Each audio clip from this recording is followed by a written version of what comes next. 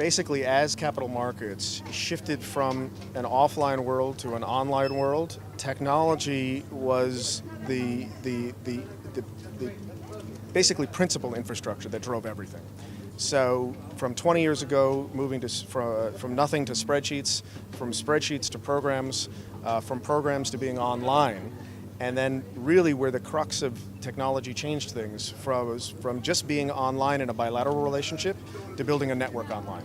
Mm-hmm. And once people could build a network online, not unlike social networking, value networks started to become created within capital markets. And this was actually a beautiful thing. I mean, so the old offline networks that had existed moved online, and technology drove all of this.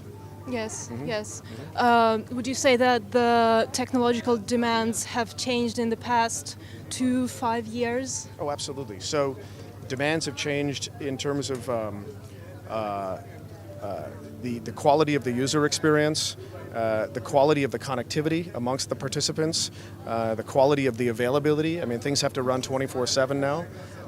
So it's just the service level has gotten so high that it has moved from being, somewhat of a convenience to an absolutely mission-critical part of the business. And if you think about it, it's that last 10%, it's that last 15% of having a system be always available versus sometimes available. That's the hardest part. And that's the demand that's really been placed on the industry.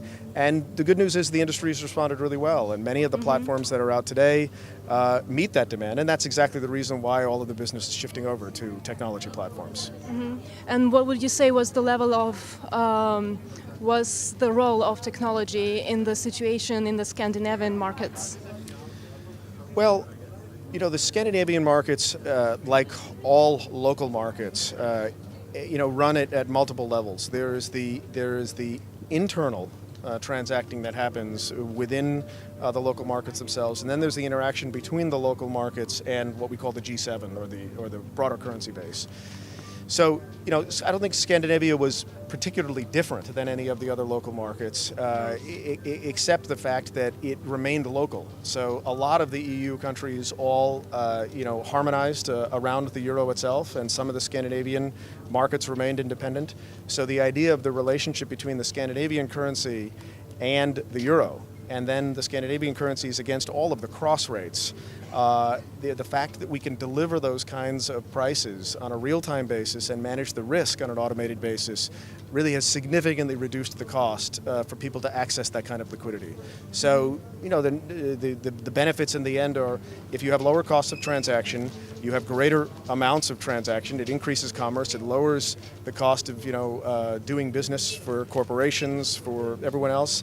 So I think probably, the bottom line is technology probably supported the ability of Scandinavian countries to keep an independent currency from the euro. Okay. Because the technology could bridge the differences in prices on a real-time basis. Whereas probably 15 years ago, people had made the case to EU countries that joined the euro to say, hey, if we consolidate to a single currency, it'll make it more convenient for people. Mm-hmm. Technology has actually introduced that same level of convenience, even though people have separate currencies. Okay, Mm-hmm. Okay, right. Okay. Well, thank you very much. That was very insightful. And, thank you. Thank you for your time. Thank you very much.